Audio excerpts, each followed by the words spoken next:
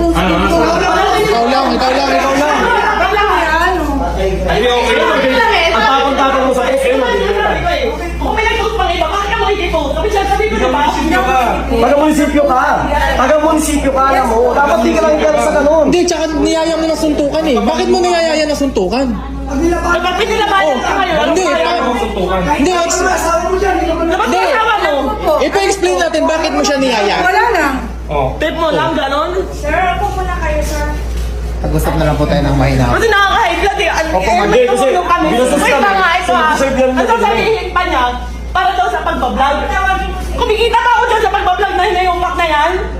O may pinost pa akong video, naka-live lang ako. Kumikita ba yun? Hindi ko kailangan. Ate na po, promote ang Palawan. Kaya nga, ngayon, ikaw po, lalo ka sa mga ugali mo. Para yung mga taga-Kalaway, ganyan umaasa ng lagay sa munisipyo. Grabe kayo.